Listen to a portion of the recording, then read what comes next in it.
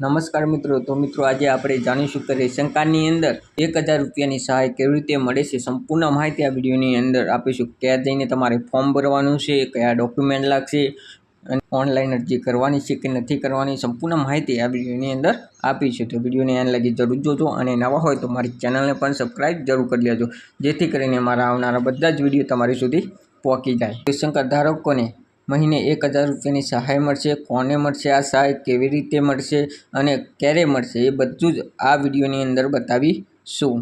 મિત્રો, આ યોજના એટલે શું? સરકારે રેશન કાર્ડ ધરાવતા પરિવારોને આર્થિક રૂપે મદદરૂપ થવાનું નક્કી કર્યું છે, જેથી કરીને રેશન કાર્ડ ધારકોને 1000 રૂપિયાની સહાય મળવા પાત્ર થશે. આ સહાય ખાસ કરીને BPL અને APL કેટેગરીના રેશન કાર્ડ ધારકોને મળશે. આ સહાય સીધી તમારા બેંક એકાઉન્ટની અંદર જમા કરવામાં આવશે. આ યોજનાનો લાભ કોને કોને મળશે?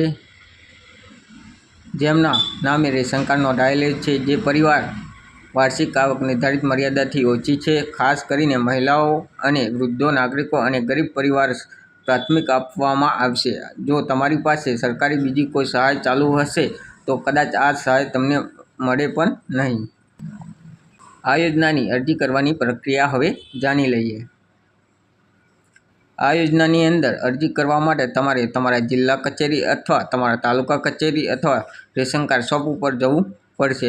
સાથે જરૂરી દસ્તાવેજ લઈને જવું. Ration card, Aadhaar card, bank passbook, passport સાઇઝનો ફોટો, આટલા ડોક્યુમેન્ટ તમારે લઈને ત્યાં આગળ જવાનું છે. તમારા ગ્રામ પંચાયતમાં પણ જઈ શકો છો, અથવા તમે તાલુકા પંચાયતની અંદર પણ જઈ શકો, અથવા તમારું જે રેશન કાર્ડની અંદર અનાજ મળે છે તે દુકાન ઉપર જઈને પણ તમે ત્યાંથી ઓનલાઈન અરજી કરી શકો છો. ઓનલાઈન અરજી સુવિધા પર ઉપલબ્ધ છે.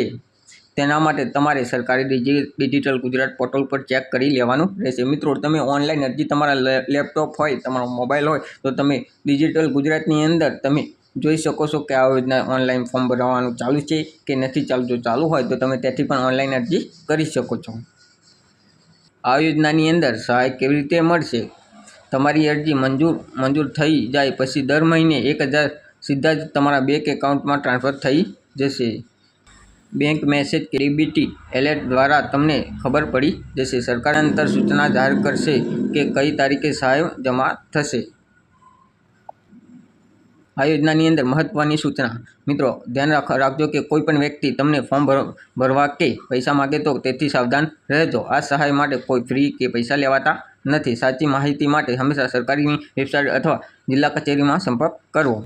જો મિત્રો, કોઈ પણ તમારે આ ફોર્મ ભરતી વખતે કોઈ પણ પૈસા માગે તો તમારે આપવાના નથી. બિલકુલ ફ્રી ફોર્મ ભરાય છે મિત્રો, તો કોઈએ તમારે કોઈને પૈસા આપવાના જરૂર નથી. જો તમે કોઈ પૈસા માગે તો તમારે ત્યાં આગળ ફોર્મ નથી ભરવાનું, તમારા ગ્રામ પંચાયતની અંદર જતું રહેવાનું છે, ત્યાંથી ફોર્મ ભરી લેવાનું છે. અથવા તમે તાલુકા પંચાયતની અંદર મામલતદાર કચેરીની અંદર જઈને પણ આ ફોર્મ ભરી શકો છો. મિત્રો, તો મિત્રો આ હતી માહિતી રેશન કાર્ડ ધારકોને મહિને 1000 રૂપિયાની સહાય. આ વિડીયો ઉપયોગી લાગ્યો હોય તો લાઇક કરજો, શેર કરજો અને ચેનલને પણ સબસ્ક્રાઈબ કરવાનું ભૂલશો નહીં.